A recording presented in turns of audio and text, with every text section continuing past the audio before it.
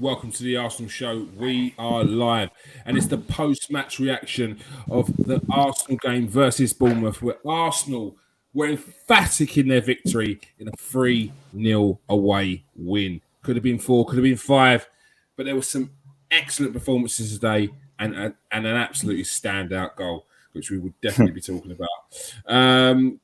Joining me today is Steve. How are you doing, Steve? Yeah, I'm good, mate. Good. And of course, joining me as well is Jerome Marks. How you doing, Jerome?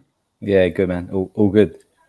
All right, there's what you're saying in the comment section. We've got Johnny in there. Good to see you, Johnny. We've got Stephen in there. And we've got Jonathan Cox. How you doing, Jonathan? Good to see you, boys. What's your thoughts on the win today? What's your thoughts on the individual performances? Is anyone standing out for you so far? William Saliba.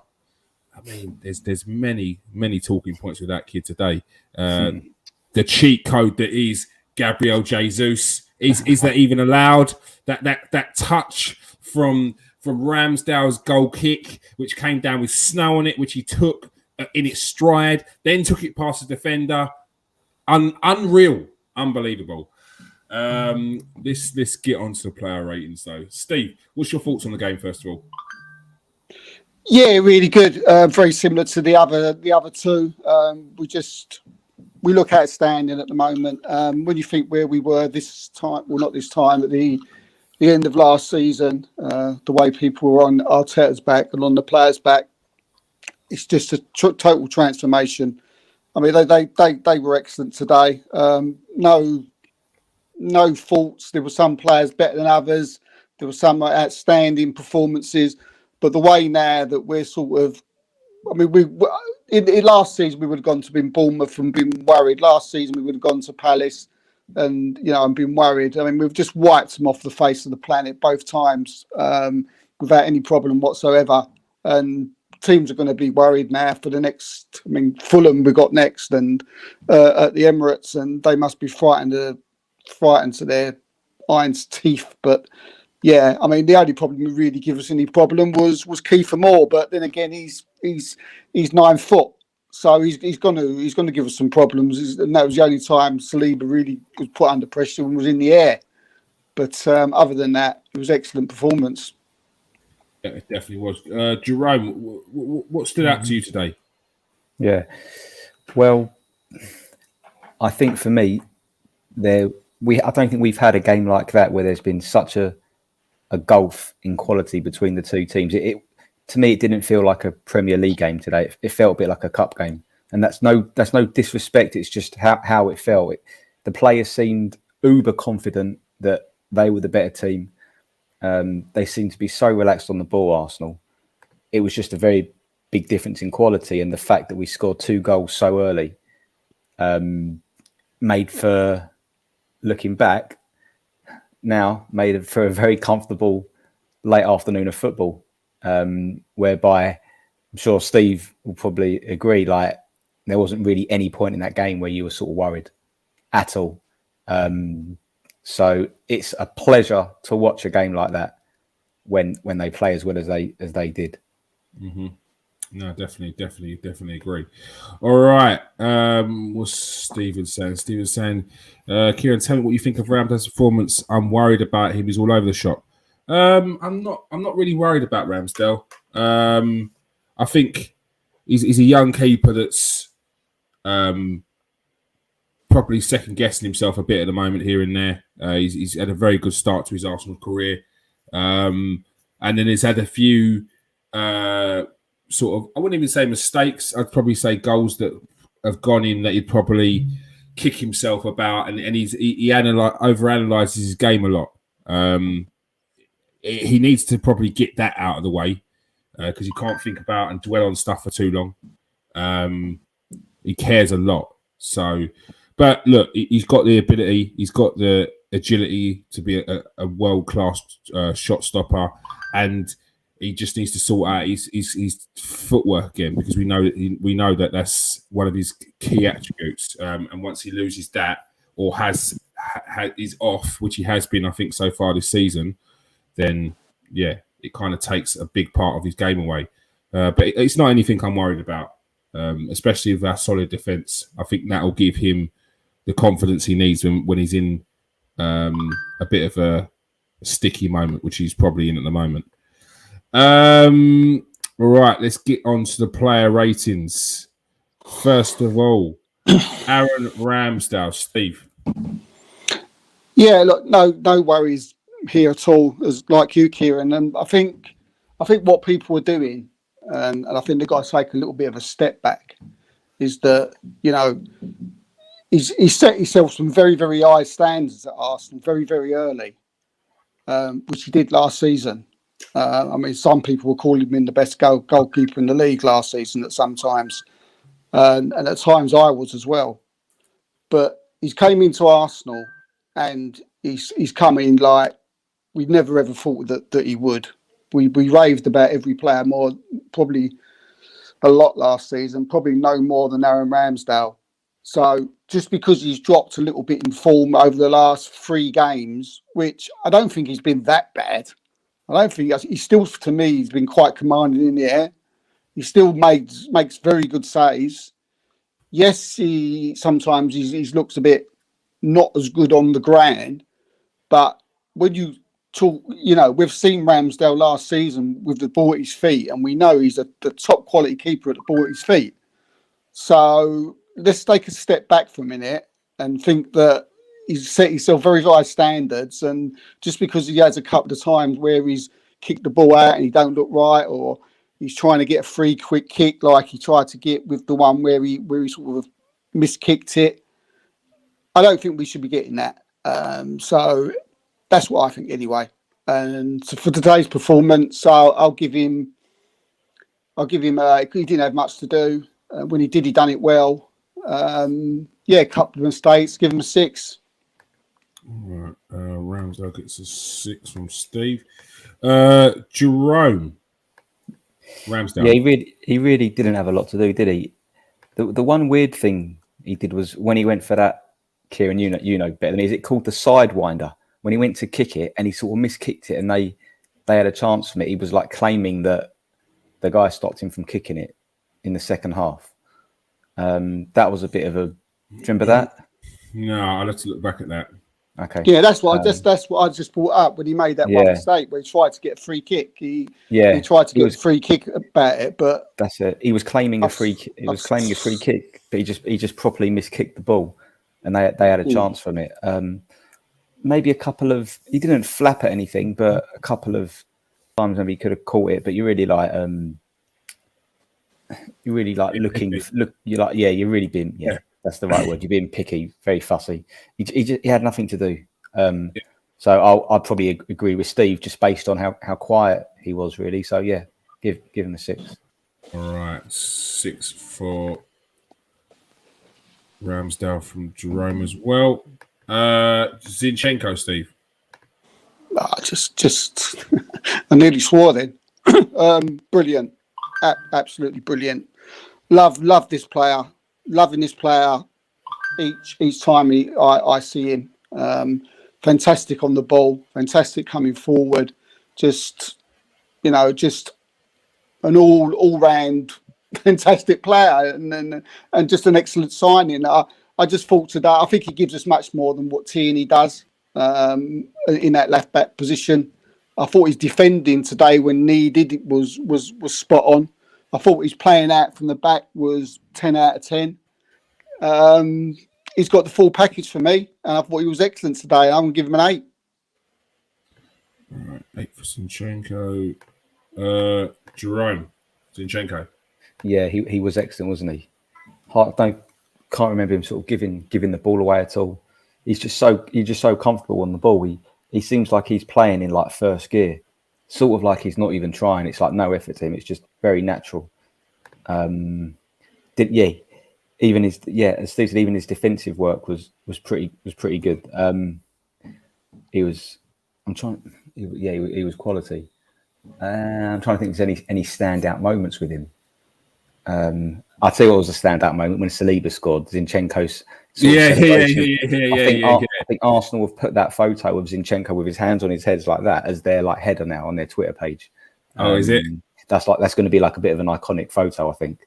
Well, I don't want to keep on harping about it, but the in one of the episodes, he mentions about identity. Yeah. And that's what they want. They want that identity. They want the players to when they score a goal to be together. When there's something that's kicking off, they want it to be. He wants that. That's the identity. When a player's up the other end and he's cheering and he's not with the team, that's that. Yeah. With the players on the bench and he's cheering, he wants that. So yeah. But I think also with Zinchenko and Jesus as well and Saliba, but we've got to remember Zinchenko's been at the club for a few weeks. Mm-hmm. Like, he's only going to get better because he's going to build relationships with either the centre back or the midfielders. Like, he's, you know, it's like it takes time really to get to know where the players are going to be, etc. So it's so impressive what he's doing at the moment. Yeah, I agree.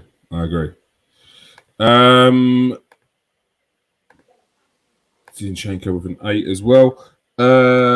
Gabriel Magalhaes. Yeah, Gabriel. Yeah, excellent today. As again, the centre backs weren't put under much pressure, unless Kiefer Moore was involved with the ball in the air, and I thought they dealt with that pretty well. If you're going to be tested in the air, it's a good idea to be tested by this guy. And they come out of it pretty well. He won the ball a couple of times in the air against Gabriel and Saliba, but overall, Gabriel I thought was excellent. He was assured. Again, his passing is always excellent. He seems to be the one from corners that always seems to win the ball. And I thought he was very good today. I'd give him a 7. All right, 7 for Gabriel. Jerome, Gabriel. Yeah, both our centre backs weren't under too much pressure defensively. I think he done very well from a corner in the second half, Gabriel, when Ramsdale looked like he could have been in a bit of bother, and he made a good headed clearance. I think he was bringing the ball out from defence a couple of times as well, more than he'd done in previous games, sort of seeing the space and driving into it, which was nice. But yeah, similar to Saliba in terms of like having to defend, he was fine. So I'll give him 7. I think it's the thing, the key points, like you said there in the second half, he's dealt with a header. In the first half, I remember Saliba, like late on in the first half, I remember Saliba muscling off someone, having a little turn, taking the ball in field and passing it off. Yeah. It didn't have much to do either side of that. So it's good that our players are keeping that concentration so that when something does arise, they're ready for it. They're not losing focus and getting complacent.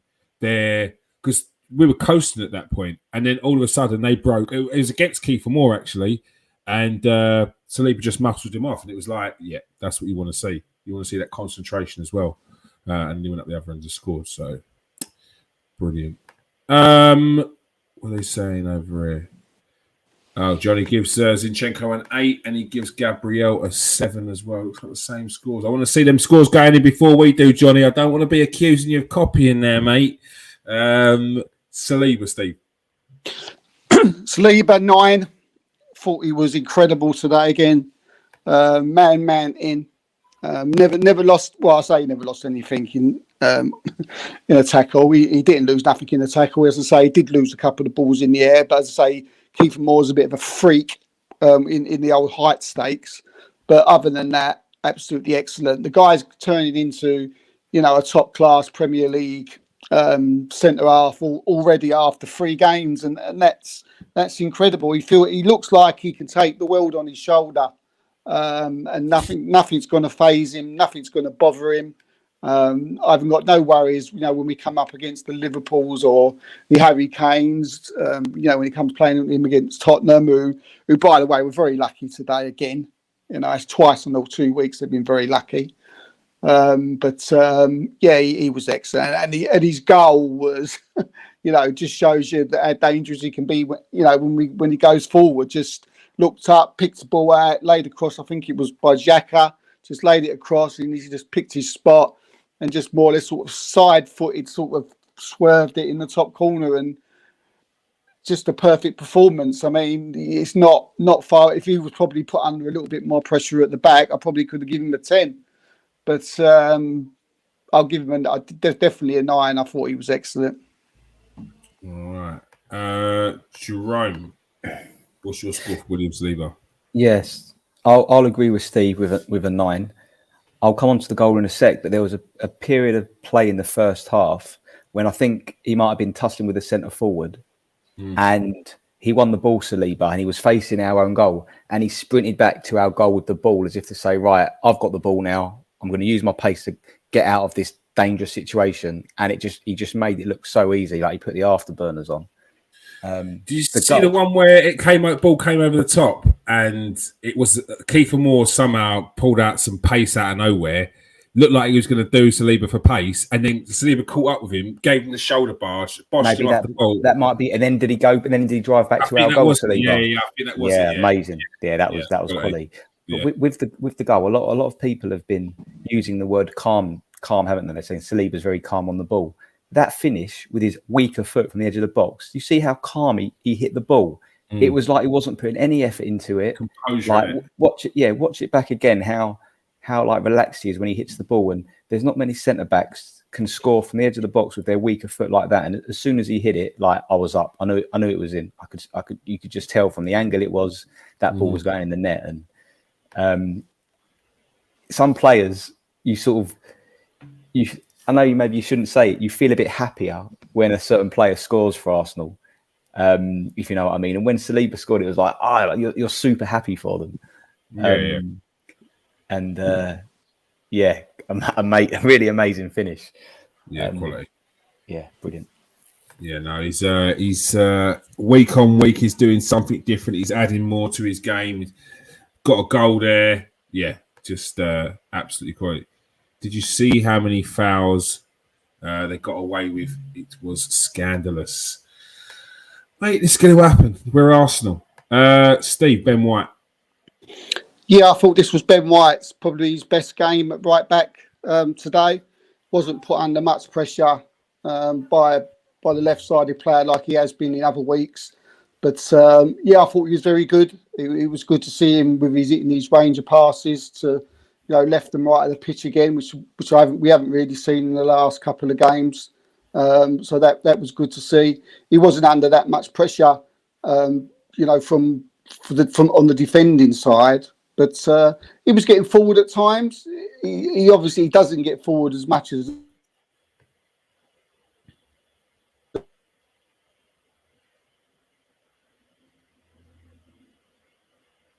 Tommy. He was causing problems at times. Still with that got me doubts whether he can stay at right back. But certainly, for the foreseeable while he's playing, he's not doing anything wrong to be taken out, and we're winning games. Then he should be there. And I thought he was really good today. So I give him 7. All right, Ben White with a 7. Jerome, Ben White. Yeah, very good. I think it's going to be hard to. I think everyone played well. With Ben White, I think when he hasn't got like a serious winger to mark, I think because of how comfortable he is on the ball, I think he can add a lot of value in terms of starting attacks, and because he can pick a long ball, he's very good on the ball. So I think that a game like today really suited him, and it might have been his best performance of the season because he gets the ball and you can see him like weighing up his options, what he can do. He doesn't just get his head down and run, and then he's stuck in stuck with nowhere to go. So I thought he was really good today. There was a time when I think you see when he clipped someone when they had a free kick or something, and he just clipped the player's legs. I don't know if you saw it in the second half. I don't remember seeing it. Yeah. When he had a laugh, he was having a laugh. It was like, and I think the Bournemouth player was as well, weren't he? He turned around and said, like, "What are you doing?" Like, and they were both crack. We're lucky, really, because if a ref on that, like a ref could have like seen that in the wrong way, but he took it quite well. But the ref was having a laugh as well, weren't he? Yeah. I think the ref came over and was having a joke with him. So it's good. I'll give White a 7. I don't think you can take him out. The way he's playing, it's hard to take him out of the team, to be honest. Right. No, you can't. You can't. You can't. I've seen a lot of people. Well, not the majority of people, to be fair, are saying you've got to keep the same team. But there are a few people that are saying, well, you've got to play Tomiyasu because he's the right back. But Tomiyasu's not had a pre-season. And you're also bringing in Tomiyasu pretty cold into a team that he's on fire at the moment. Like, why do it? Why not just ease Tomiyasu in? We've got some Europa League games coming up soon. We've got Capital One Cup games coming up. We've got, like, don't bring Tomiyasu the last 20 like you have been doing. It's taken the players now 3 games to get up to what I see as match fitness. Like the first 2 games, especially against Crystal Palace, at 60 minutes, we were done for. People cramping up, people out of breath. You saw a little bit better in the last game against Leicester. But this game is probably the game where I've seen it where we looked like we were going to the end. And I think they'll just get better from now on. And Tomiyasu, he ain't there. So there's no need to rush it. There's we've got a really good run of games where we can get maximum points for the next 4 or 5 games. I think it is, like, with no issues. We should be thinking 3 points, 3 points up until about 24 points. It is, and then I think we play, Man City. So that's when it starts to get really serious. Thomas Partey. Yeah, again, I think it was a performance that was very similar to last week. He even done his standard Cruyff turn again, which he seems to want to do every week, doesn't he? You know, I thought as soon as I see that, I thought Jerome's noticed that. He's noticed that Cruyff turn, but very, very, very similar.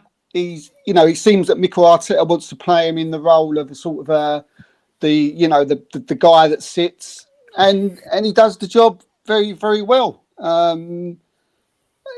Very similar. He reminds me a lot of Gilberto Silva, where he's just very, very cool on the ball, very, very assured on the ball. When he comes forward, always sort of, capable of doing something. Yes, you'd probably like Gilberto Silva, you'd rather give it to one of the others, but you wouldn't be shocked if he got in the box and he scored a goal with his head, or you wouldn't have had a whack from outside the box and it'd fly in, even with Thomas Partey shooting. And something tells you that, he's got that in his locker as well. So, yeah, very, very similar. Did give the ball away a couple of times, but doesn't let it bother him, which I like. And good performance. Difficult to mark this one. When you get a very solid performance. No, I'm going to give him a 7. I was going to give him a 6, but it's his job, and just because his job don't get noticed that time, it ain't as fancy free and as the others, because they're like the flair ones. It doesn't mean that he's not done his job and he shouldn't get a high mark. So I'm going to give him a 7. Yeah, it's a fair point, because, like you said, it's his job. His job is to sit in, and if he doesn't do that, you're not seeing performances from Granit Xhaka or Martin Odegaard, because they've got to worry about sitting in. Like, you're getting these performances out of them because they've not got to worry about what's behind them, because they know that Thomas Partey is cleaning up and he's doing that job well. Jerome, Thomas Partey. I thought it was really good today. I thought he was really good, and I think he was only playing in second gear. Like, he was just getting the ball, giving it. Looked like he didn't break a sweat, Partey today. Maybe one or two little misplaced passes, but nothing like crazy. He was just a level above like their midfielders. So it just looked too easy for him, to be honest. I'll agree with Steve and give him a 7 as well. Mm-hmm. All right, Granit Xhaka, Steve. Yeah, very good again. Even I'm seeing a different Granit Xhaka to what we've seen even from last season. He's being getting in the box, making assists. Seems to be the one that sometimes they're looking for at free kicks to get behind the defence. They seem to be giving him a new type of job. I think where Xhaka was that. I noticed when Xhaka went towards the end of the game, he sort of dropped into a more of a defensive midfield role, and straight away I thought, you're not that player.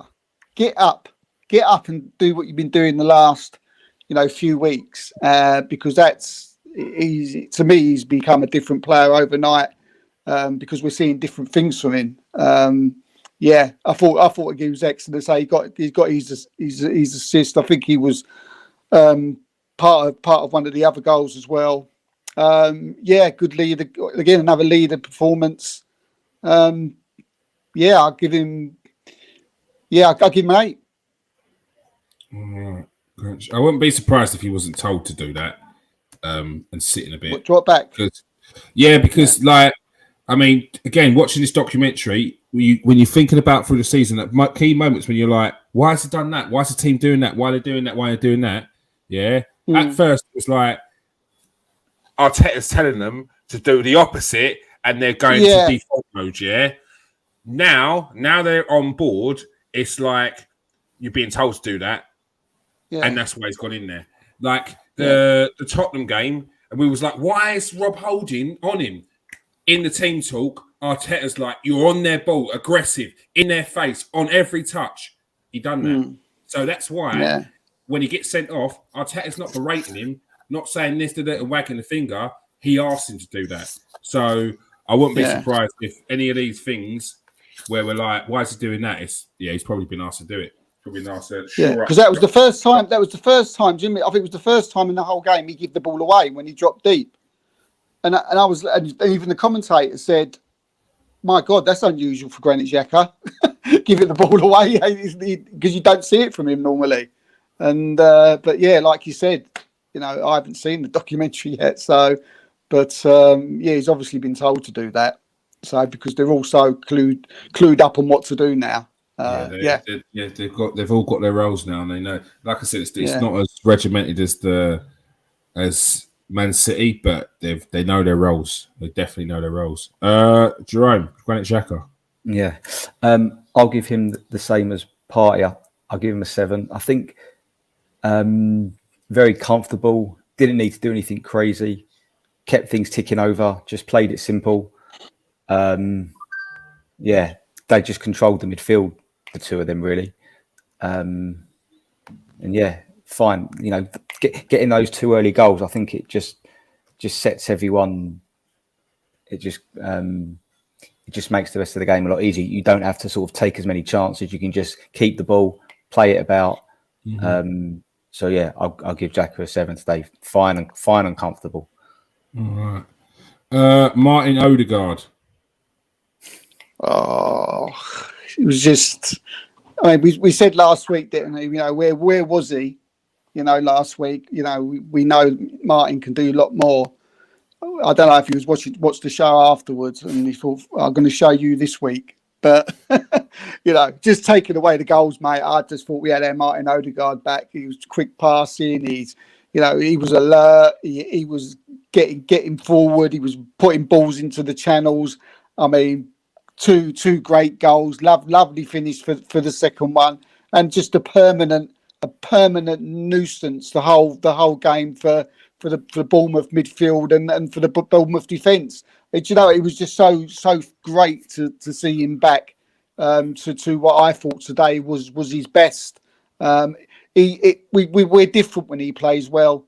When he plays well, I was going to say when we play well, Arsenal play well, but we did play well last week. But when our Odegaard plays well, we play even better. And today he was on it. And for me, he was. I'm going to give him. I don't think he was on slip. Well, no, actually, no. I'm going to give him a 9. I'm going to give him a 9.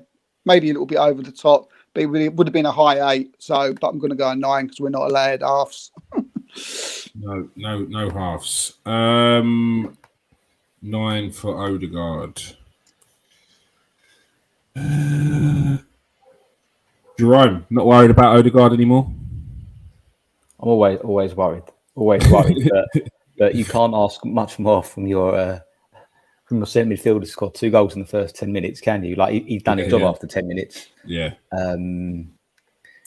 Much more involved. As I said, once we scored a couple of goals, we didn't have to go gun-ho anymore, and you can just control the game, and that suits Odegaard so much. He can get on the ball. He can play it where he wants. Mm-hmm. Lovely second finish. That was a great finish. So I think Jesus controlled the ball, and I think Jesus was about to maybe take another touch, and he took it off and didn't he? Yeah, very decisive there. Yeah.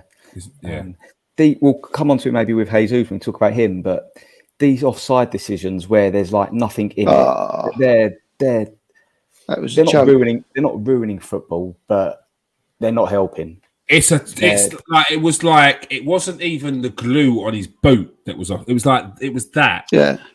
It's a bit silly, isn't it? Yeah, because Do you know what? It takes away the enjoyment of the game. That does. Yeah. I mean, you're supposed to sort of give the, give the goal scorer. Exactly. Yeah, but if you're like a leg offside or something, or half a shoulder, and then you look across, you think, yeah, that's pretty clear. But no, that's just spoiling the game for me. I mean, the people who made up that rule is, I don't know who's made up that rule, but it just ruins the game. It just ruins it.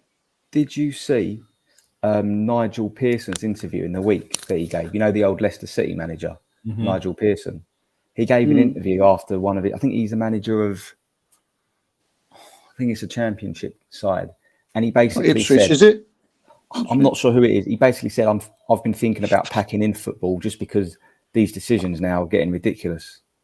It's a really good interview he gave to maybe Sky Sports or like a good channel. Google Nigel Pearson's recent interview. It's excellent. And he's right. Like some of these decisions, they're just. What's the point he's making? Because they're too they're trying to be too perfect. He just basically said the standard of refereeing now is the worst it's ever been. Yeah, and that's even with the assistants. It's only a 2-minute interview, or it's a 2-minute clip, but it's really worth watching. The thing is, like people like Mike Dean, big name referee, goes up into Stanley Park to be like the new face of VAR. Yet I could still feel his ego when I couldn't even see him there. like the other day when he didn't give that hair pull, I could just picture him in there going, giving it that typical face that he loves to pull because he just likes to be the face. And then he got pulled off of the duties now and admitted that it was the wrong decision. That you shouldn't be getting these decisions wrong when you've got 50 different angles and 5 minutes to play around with what's what. Like it is a bit ridiculous. And then he admitted. Then he made a statement saying, "I've got it wrong." What's changed between you seeing it and then admitting you've got it wrong? Like how can 1 minute you think there's nothing wrong, then the next minute you think it's fine? Like what? It doesn't make sense. Ego. I can only think ego. Yeah. I was going to say, it must put pressure on the referees, though, mustn't it, this VAR? When they know that every single decision that they've got to give, they could get pulled back or told they're wrong. No, but it shouldn't. It shouldn't. But because being wrong is I think it is. No, but it is. This is the thing. Being wrong is not a weakness. Like you said it there. No.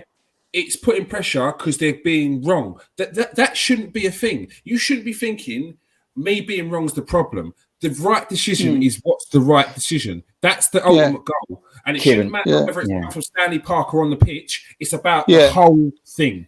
You know what I think it is? I think it's blatantly.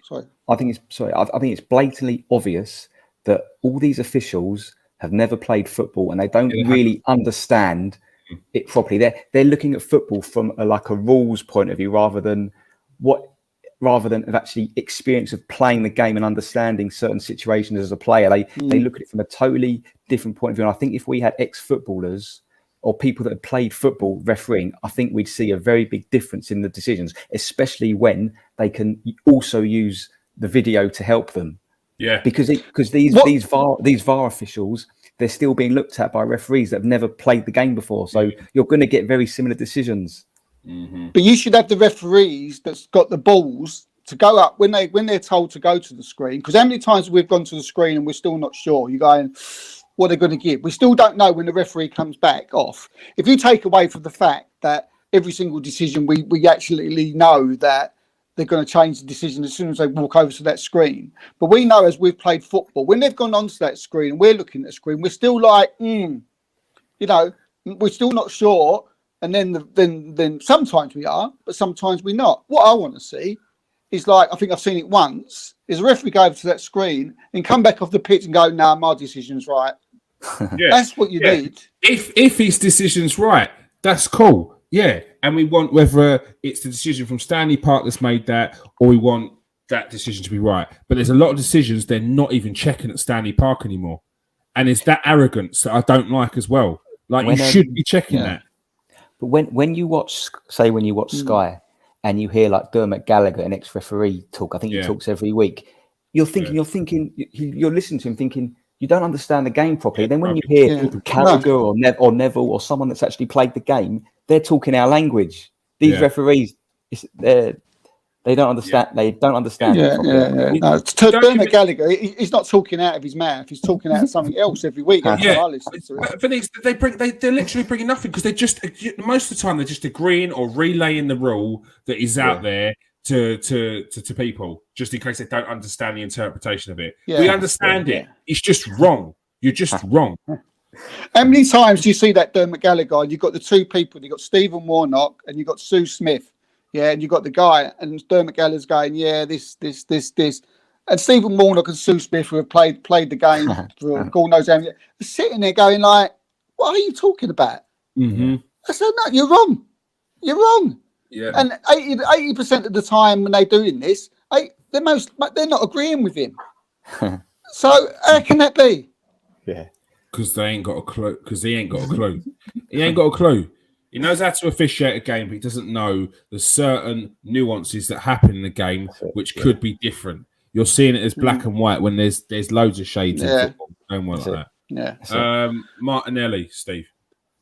Yeah, Martinelli, very, very good today. He wasn't as good as what he was last week, because he was absolutely outstanding this week. But even so, this week, the guy's on his way to, he could be at the end of this season, could be world class. He's not far off. He's a constant danger, and Bournemouth will be glad to see the back of him after today. Yeah, he didn't probably, he got involved in one of the goals, and his crossing's not bad either. I must admit that he's got an excellent cross of the ball, and people don't really sort of take that into consideration. They're more looking at his speed and the way he runs at people and his close control. Very, very, very good today. Not as good as probably last week, but I'm going to give him a 7. He's building a fantastic partnership there with Jesus, and it's exciting for the next games to come. Yeah, it certainly is. Jerome Martinelli. Yeah, I think I'd agree with a 7. Maybe not his most sort of productive game, perhaps, but you can never ever fault his energy and enthusiasm. He gives it everything. Yeah. Every minute he's on that pitch, and you enjoy watching him. He's running at players. Like Steve said, his corners now are really, I think we're such a threat from his in-swinging corners. He seems to have really improved in that area, and I'll give him a 7. You can't fault him. You can't really fault him. He didn't have the ball as much, did he? As much last week. Like he'd be a victim of his own success, Martinelli, because he's so relentless, because he's got so much pace, power, so direct. Teams know that if they're not on him, he'll have a chance and he may score. So from now on, it's not a surprise about Martinelli anymore. They're just a case of we're on him, whether we can handle him. And that'll be the degrees of when we're giving him 8s, 9s, or 10s in on a weekly basis, because he's ripped apart a defender who thought he had the better of him or thought he'd been studied him, and he just ain't. He's just one of them players that you know what he's going to do, but you just can't stop him. As he goes on through the season, he's just going to get better and better. Bukayo Saka, Steve. Yeah, I thought, again, very similar to Martin Odegaard. I thought we had Bukayo Saka back this week. We said last week about, he wasn't hardly in the game, same as Odegaard. He wasn't hardly in the game, and everything was coming over the other side. Well, I think it was a little bit the opposite this week. I think most of this game was coming over from Saka had more of the ball than Martinelli. Odegaard probably had more of the ball than Zinchenko, and therefore they was getting it more. And they was in the game, and they was creating the chances, putting the balls into the channels, causing problems where Martinelli and Clinton probably may not have. So it sort of goes with what I said last week. We've sort of got so many good players now on the pitch. We're sort of giving each other a rest when the other two can have a little rest game. The other two can go and smash it on the other side. But God knows what'll happen when they're both smashing it both at the same time. It'd be like 8-0, I think. But I thought it was excellent. Saka, it was pleased for him to be, to get back to his best again. As I say, I thought it was a little bit better than Martinelli because, as I say, I think he had more of the ball. It was good to see him running at players again, going round players. Yeah, good performance. Good day for that right hand side, really. So yeah, I'm going to give Saka an 8 this week. I thought he was good. Right, so he gets an 8 from Steve. Jerome, Saka. Yeah, a bit of a better game from Saka this week. A bit more involved. I'd probably give him a 7. I must say, I thought he was up against one of their better players. I thought their left back looked pretty good. I thought he'd done okay against him, their left back, Bournemouth. But off topic, not in terms of Saka's performance today, but I saw a bit of the Spurs Wolves game today, and a little bit of the Leicester game as well. Was sort of flicking in between the channels, and obviously I saw Pedro Neto for Wolves play, and Harvey Barnes, a couple of wingers that people are sort of talking about. And I think when you watch those players, or when I watched them today, it made me realise just how good Saka is. Consistent. It really. I was watching thinking about what you're going to do on the ball when you get the ball and your movement, and then I was comparing that to sort of Saka, and it just made me think we're lucky to have Saka. Like he's the top. He's top. So that's like what I took from today when I was watching those games is that maybe Saka might be a bit quiet in a game, but he's a top quality player, and he'll always create chances. He'll always be there or thereabouts in terms of goals and assists. Just some days, I suppose, you're a bit maybe you hit a bit of a purple patch perhaps, and your shot goes in instead of being saved, but you can tell he gets the ball. Defenders are frightened of him. Yeah, I agree. It's when you're setting high standards that Saka has for the last 3 seasons at Arsenal, it's very easy for when he just have a quiet game, not even a bad game, it's a quiet. Go, Saka weren't at the races today. But then that turns into again, and then people are expecting Saka to be here every game, and he's here, and it's like, it's not, Saka weren't at the races, it turns into, Saka ain't this, Saka ain't that. And that's what I don't want the fan base to do. It's good thing Saka comes from the youth rank, because I think that's which will hold him in good stead with our fan base. But please do not start turning on Saka because he's had a bit of a quiet game because his standards have been up here. No. He was top goal scorer and player of the year for the last 2 seasons, or player of the year the season before, top goal scorer this last season. So, I think, again, another victim of his own success. But, he was much better today. I get swearing real here. I probably would have given him a 7. High 7. High 7. High 7s. Hostess privilege. Yeah. But I understand what his name is, but I thought he was very good. He was just at it a bit more stuff. Gabriel Jesus. I don't know what to say. We're trying to think what to say. The cheat code, I don't know. What can you say about this guy?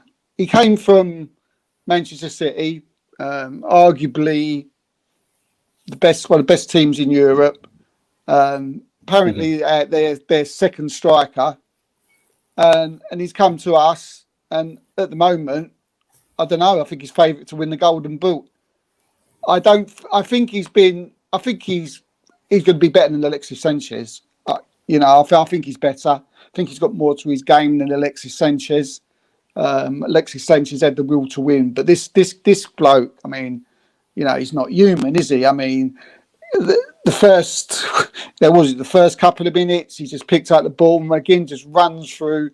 He's about 5 of them and takes nearly scored, and it's just, and even the commentators and the co-commentators, they're just like, wow, this guy is unbelievable. Jamie Redknapp lauding him. We didn't expect this from him. I don't think any Arsenal fan expected this from him. The strength of the guy. I mean, we've already spoke about the goal. I mean, he holds off players that are like, twice his size, and he turns them. He's got incredible strength. I mean, what is he? I don't know. What is he? 5'9"? I don't know, but he's capable of anything this season. He's capable of winning the Golden Boot. He's 25 years old. I think now he's come to Arsenal and we've given him a new lease of life, and he could take us to the top. He could be that striker who will be our striker when we win the title in the next 3 years. I genuinely believe that's possible. For me, if he would, I want to give him a 10 because he deserves a 10 because of like his other performances over the last few weeks. I could just wax lyrical about him for ages and ages, and we'll be on here till 10 o'clock tonight. But I'm going to give him a 9 and let Jerome go. All right, Jerome. So you give him 9. What are you going?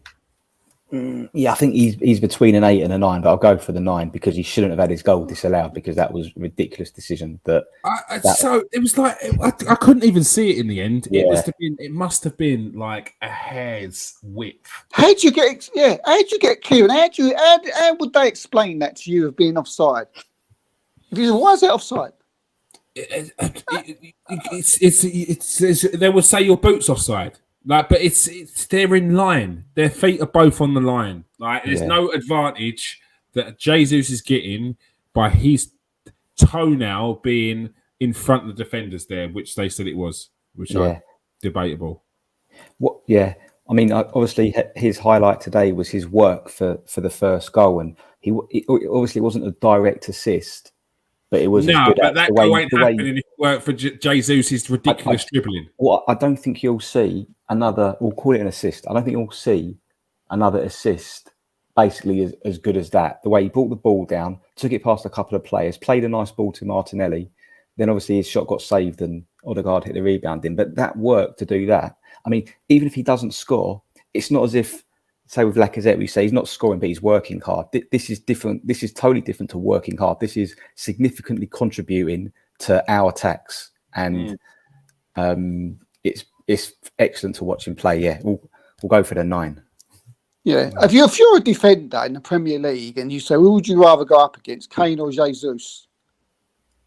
Oh, no one wants to play against Kane, but you would not want to play against Gabriel Jesus, especially this season. No way. Yeah. No way. Yeah. No way. This guy's on absolute fire right now. He's preparing for the World Cup in the winter, and he will be the Brazil's number 1 striker. He's been brilliant. I can't stop thinking about because the amount of times when he's under pressure. He's having his back on the defender. He's giving it that. Yeah, the ball comes down and it goes bloop, and just drops on his foot. It just stops. Yeah. And then he turns, and then he's off. He did it against John Evans last week. Yeah, and he did it today against. I can't remember who it was, but it was the pre-assist for the assist. That's an assist. I'm sorry, because like I said, that goal does not happen if he doesn't get that ball. With snow on it, take it past the defender, run around 3 players, pass it to Xhaka, then Xhaka cuts it back.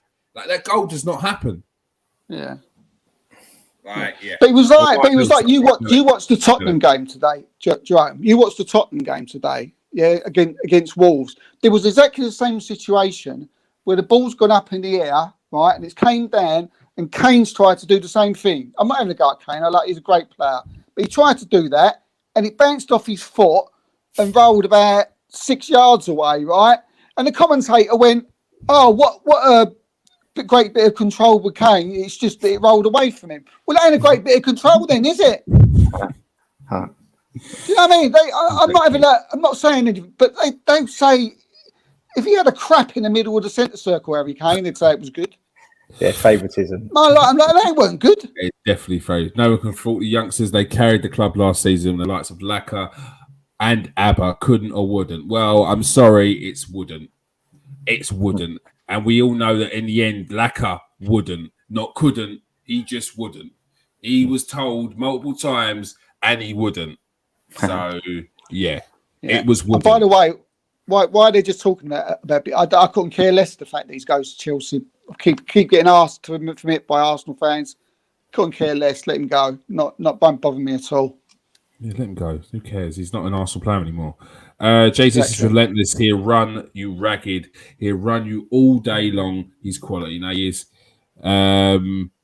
Yeah. Brazil will be frightening in the World Cup. They definitely will. All right, let's get. Do you think he's trying to prove? Do you think he's trying to prove Man City a point?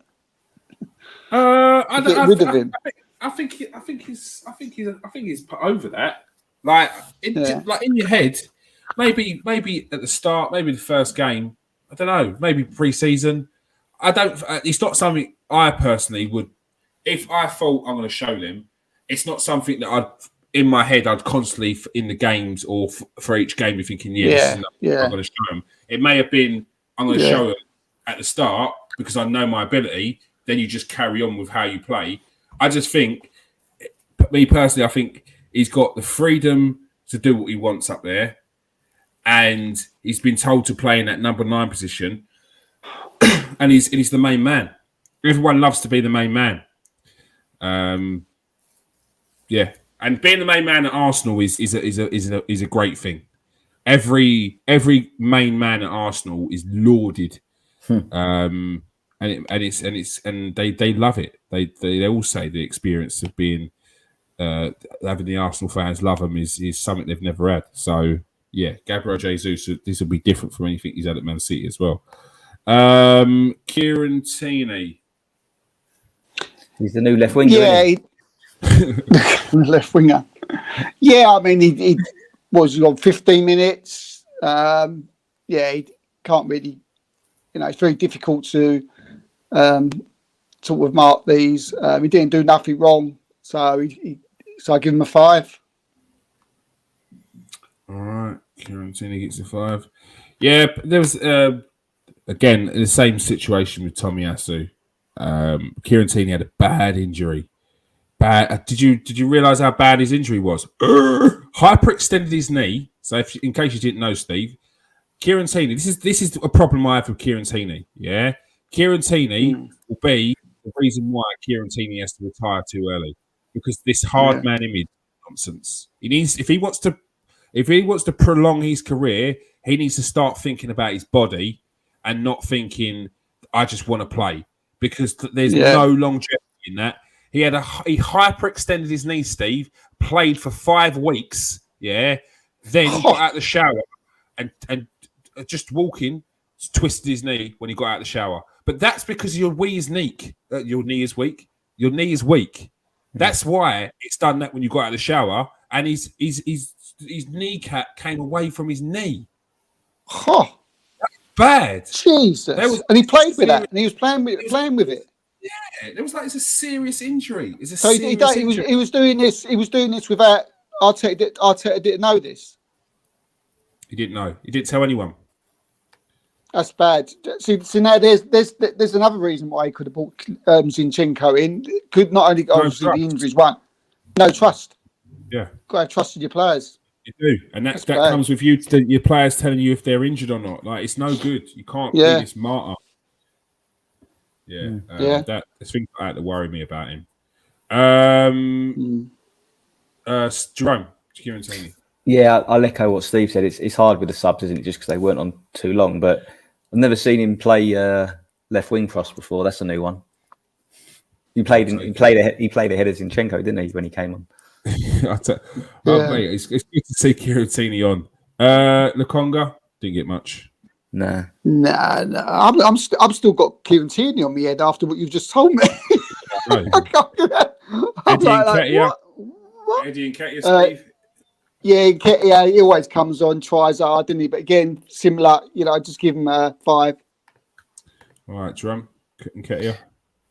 Yeah, he tried a couple of runs, didn't he, on the left wing, but I think he maybe wasn't. Yeah, he had a really good chance. Him and Smith Rowe both had sort of similar chances, didn't they? Yeah. I guess it's one of them where you've only just come onto the pitch, so maybe you're a bit cold and you haven't warmed into the game, perhaps. Mm-hmm.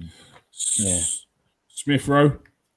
Yeah, you say he came on. I liked the way he was playing. He looked fitter actually. He looks like he slimmed down a bit. I mean, I was more interested in I wasn't noticing sort of what he was doing on the pitch. I was sort of like getting my tape measure out and doing that to the TV and seeing what his waistband was. But he looks fitter. He looks happier, and he was moving around the pitch a lot better. So yeah, I'd like to give you probably a little bit more just for that. So. But he did well. You said he was unlucky. He had a chance. So, but again, you can't really mark him higher than a 5. But it's good to see him back. It's good to see him looking fit, and it's good to see him happy as well. Yeah, Jerome. Yeah, he was taking up some nice positions, wasn't he? He was on the left a minute, then he was on the right, and he was further forward. These subs that are coming on, they've got a fight on their hands, haven't they, to get back in the starting 11? So. Yeah, that's what we want now, isn't it? That's what we wanted for this time. Do you know what I found interesting? Again, go back to the documentary because it's the way I can reference what these players are thinking. Yeah. When Sambi was a bit upset because he wasn't playing. Yeah. Oh, mate. Eddie Nketiah's reaction to that was like so Southeast London. It was beautiful to see because that will give Sambi the Congo a slap, and everyone around it that's listening are sort of wind your neck in, stop moping around. This is a team thing. Because he turned around to him and said, yeah, but I weren't playing. He was like, shut up. Do you know how many of us are not playing as well? Yeah, you think you're the only one that's not playing, bro? You think you're the only one that's not playing? Yeah. He was, he had the screw face like, he's from Lewisham, isn't he? He had the screw face a lot. Oh, it's beautiful. I was like, yes, Eddie. Yes, Eddie. That's one of the first times I've seen Eddie. And after the Chelsea game, he really seems like he's part of the team. Not just a youth player that's come through. Like, he's got a personality in there as well. Yeah, that's it. He can be himself a bit more. He's coming out of himself. Yeah, he can. And he's a bit of a figure. He's not like one of the main ones, but he's a figure and he's imposed himself. So I've got a lot of time for that. And I think, and Smith Rowe was around there at the time as well, and he gave a little wry smile as to say, yeah, we've been around here a long while. We ain't playing. We ain't moaning. We're just going to take our opportunity when we get it. So it's a good thing that it's that's. I love Sambi as well, but what does he expect? Surely he can't expect to play yet, can he? Surely, I mean, come on. I think this is a kid who's come from Anderlecht, who's probably been lauded at every level he's played at. Belgium under 21 played at every level at under 21. And then be the first team starter when he goes to Anderlecht. So he's probably expecting a little bit more, but mate, he soon got told about himself, which he took well, and I like that, and I like it because it's the younger players as well that's told him. It was. They were all sitting at the table, and they sit. The youngsters were all sitting with each other. It was like Saka was there, Sambi was there, Smith Rowe, and Nketiah, and then Nketiah was the chief. It was like Nketiah was the chief. No. Shut up! What are you talking about? Shut up! Shut up! Yes, Eddie. Go on, son. Shut up and eat your greens. Yeah, come on. Just get your head down and get into training. Don't worry about it. We're all going to get game time. All going to get game time. So yeah, Tomiyasu, Steve. Yeah, again, he done well. He wasn't getting down the lines. And as I said, I don't know about Tomiyasu. I'm not going to say that Ben White should come out, but I don't know whether what the best way is to play. Whether he will get back in the side, but for now, it's something we just need him to get fit, come on, play in the Europa League, which will be starting soon. I thought he done all right today. Again, no mistakes, wasn't on for very long. So yeah, but what we've got some fantastic back. Jerome. Yeah, we got some fantastic backups. I think that's what he was going to say.